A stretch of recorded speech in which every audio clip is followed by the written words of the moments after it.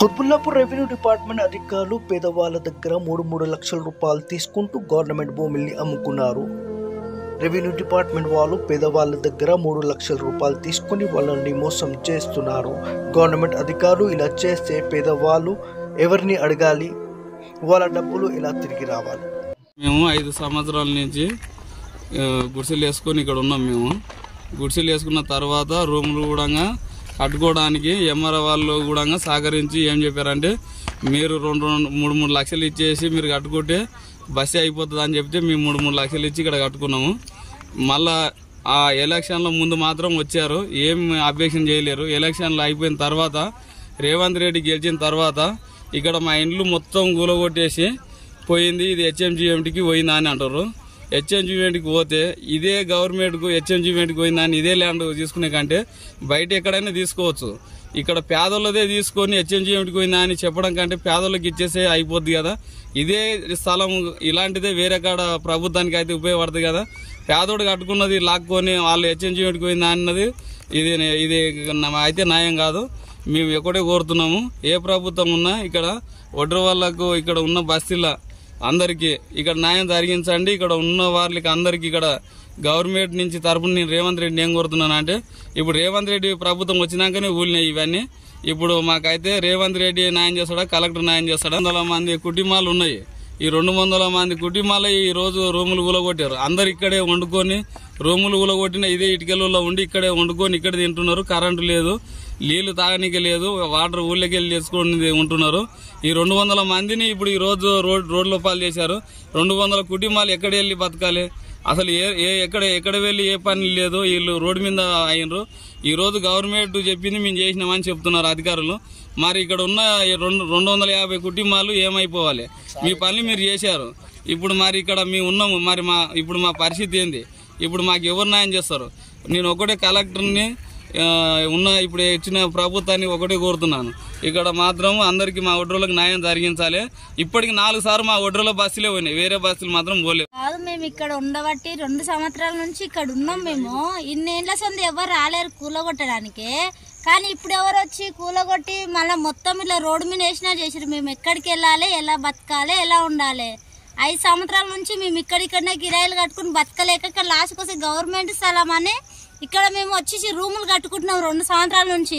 కానీ మీరు ఎక్కడి నుంచో వచ్చి ఇప్పుడు మొత్తం తెలంగాణ నుంచి కాంగ్రెస్ గెలిచింది ఇస్తుందన్న ఆశతో ఉంటే మొత్తం వచ్చి కూలగొట్టి మళ్ళీ రోడ్డు పాలు చేశారు. మేము ఎక్కడికి వెళ్ళాలి ఇంతమందిని తీసుకొని? అసలు ఆ ప్రెగ్నెంట్ ఉంది, చాలా మందికి ఇండ్లు లేవు, రోడ్ల మీద కిరాయిలు కట్టి బతకలేకనే కదా మేము వచ్చింది. మళ్ళీ ఇప్పుడు వెళ్ళిపోమంటే ఎక్కడ వెళ్ళిపోవాలా? మేమేం చేయాలి? మళ్ళీ ఏంది మా పరిస్థితి?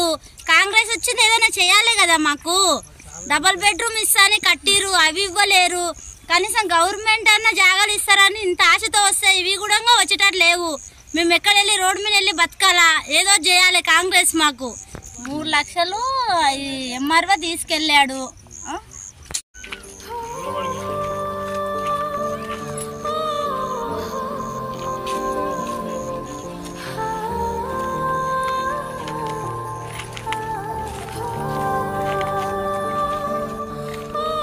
ఏమైంది పెద్ద మనిషి?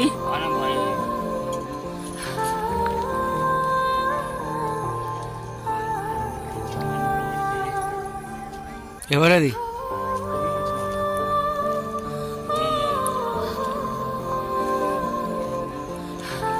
సార్ ఇట్లా లేని వాళ్ళని కూడా చూడకుండా, భర్తలు లేరు, మాకు ఏం లేరు, ఎన్ని రోజుల నుంచి ఇక్కడ వాడు ఉంటున్నాము. అయినా కానీ జాలి లేకుండా ఇద్దామని దాన్ని దొబ్బేసి పడేసిపోతూ లేడు వాళ్ళు.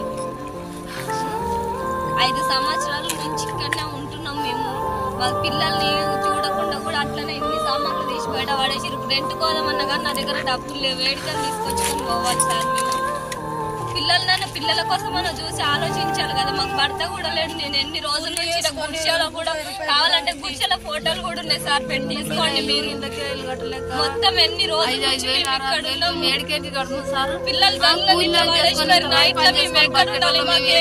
చాలా పాములు అవి ఇవి తిరుగుతున్నాయి, ఏడ ఉండాలి సార్? మేము రూములు వాడకుండా ఉంటాయి, అవి వాళ్ళకి కూడా మేము డబ్బులు ఇచ్చినాం సార్. అయినా కానీ మా రూములు వాడేసిపోయారు. 3 లక్షలు ఇచ్చినాము. మరి అందరితోనే డబ్బులు తీసుకుంటారు, మమ్మల్ని లేని వాళ్ళనే ఆగం పట్టిస్తారు. మళ్ళీ ఎందుకు సార్ మరి ఇట్లా చేస్తున్నారు? మాకు కూడా ఏదన్నా న్యాయం చేయండి సార్ మీరే. ఏడనన్నా ఒక దిక్కన చూపిస్తానన్నా మేము కట్టుకొని ఉంటాం కదా సార్, మరి మాకు లేవు. చూసుకుంటేనే ఇట్లా సామాన్లు అన్ని బయట పడేసి పోయారు.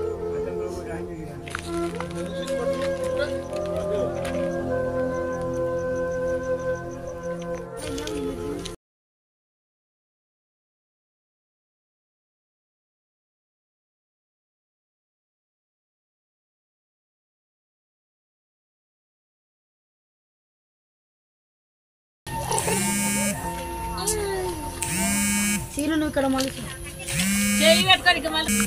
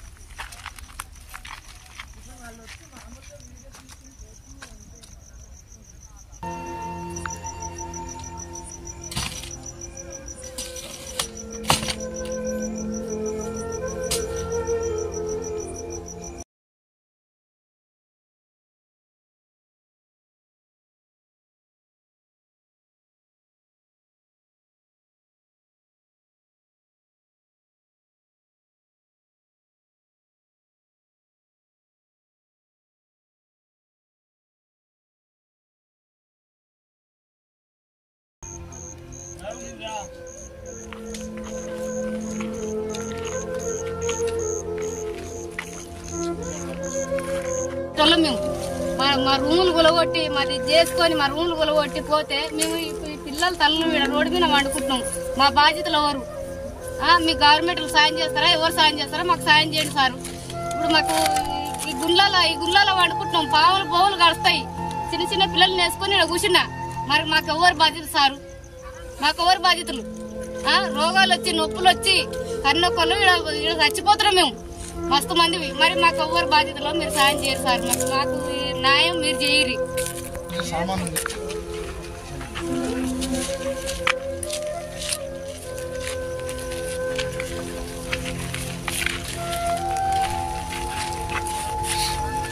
ఇది న్యాయం కాదు నాయన. మాకు వద్దులయ్య అనుకోవడానికి ధన్యవాదాలన్నా. మేము పొద్దున్న నుంచి మాకు పిఎస్కి తీసుకెళ్ళేసి ఎక్కడ పడితే అక్కడ మాకు గాయాలు చేసేసి మమ్మల్ని విచ్చలవిడి కొట్టేసి డిసెంబర్లో తీసుకెళ్ళి వచ్చే వరకు మా ఇండ్లని కూలగొట్టేసి ఫస్ట్ ఏమో ఎలక్షన్ కాకముందు మా ట్రాన్స్ కమ్యూనిటీ వాళ్ళ దగ్గర కానీ ఎంతోమంది ఇక్కడ ఒడ్డరి సంఘం వాళ్ళ దగ్గర కానీ మహిళలు కానీ చాలా గరీబ్ మనుషుల దగ్గర కూడా ఎంఆర్ఓ వాళ్ళు వీళ్ళందరూ కలిసి ఇంటికి 2 లక్షల రూపాయలు లెక్క తీసుకొని అమ్మ ఎలక్షన్ ముందు మీరు కట్టండి అని, ఎలక్షన్ అయినాక కూడా మీకు ఏం కాదని చెప్పేసి ఇవన్నీ అన్నీ అయిపోయినాక కూడా ఎలక్షన్ ముందు మళ్ళీ ఓటింగ్కి గల్లీకి ఒక నాయకుడు తిరిగాడు. మాకు ఓటు వేయండి అమ్మ, మీకు రోడ్లు వేపిస్తాం, అది వేపిస్తాం, ఇది వేపిస్తామని. కానీ లాస్ట్కి ఏం చేశాడు? ఎవరు మంత్రి ఎవడు రాజు. లాస్ట్కి రోడ్డు కాదు, ఉన్న ఇండ్లు కూలదేంగా అవతల పడేశారు. మా బతుకులు ఎలా? మేము రూపాయి మీలాంటి వాళ్ళ దగ్గర భిక్షాటం చేసుకొని మాలాంటి ట్రాన్స్జెండర్స్ పొద్దున 10-15 మందిని పట్టుకెళ్ళేస్తారు. ఒక్కరిద్దరు కాదు. ఒకవేళ గర్భిణీ స్త్రీ అని చూడకుండా ఇక మా నాయన పెద్ద మనిషి, ఆయనను చూడకుండా ఎవరిని చూడకుండా ఎట్లా పడితే అట్లా పడేసి అక్కడ సామాన్లు ఇక్కడ సామాన్లు వేసుకొని ఏ గవర్నమెంట్ మాకు ఇంతవరకు ఒక పింఛన్ లేదు, ఏ పింఛన్ లేదు, ఏం లేదు. నువ్వు గవర్నమెంట్ ఏం కనుక్కుంటున్నావు? మాకేం లేదు. మాకున్న స్థలాలు మాకు ఇల్లు తీసిన దగ్గరనే మాకు ఇల్లు కావాలి. మాకు ఇల్లు ఎలా అయితే ముందు ఎలా కట్టుకోమన్నారో, మా దగ్గర 2 లక్షల రూపాయలు ఎలా తీసుకున్నారో, ఏ ఎంఆర్ఓ తీసుకున్నారో, ఎవరు చేశారో వాళ్ళందరూ కలిసి మా దగ్గరికి వచ్చి మొన్నటిదా మా దగ్గర కూడా ప్రూఫ్స్ ఉన్నాయి.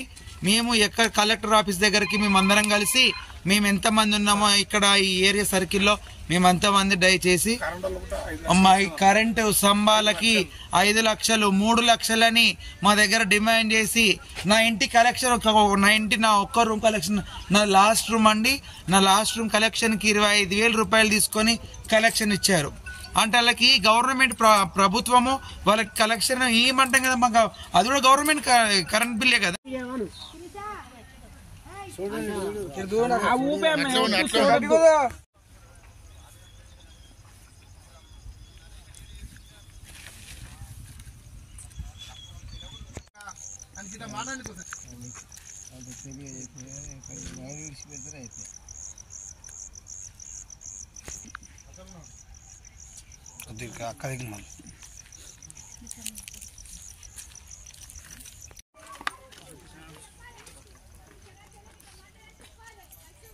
కోటినట్టు వచ్చిన రావాలన్నా మీరు 7 వరకే తీస్తారు. ఓన్లీ తీస్తే లాస్ట్ పిల్లలు చలికి వండుకుంటారు, మేము గిటికెళ్ళి ఉంటున్నాం. ఇట్లా వచ్చి ఏం కలికిరం లేకుండా ఏం లేకుండా మొత్తం ఓట్లు వేసేటప్పుడు అయితే అంత ఉత్కాలు చేయండి.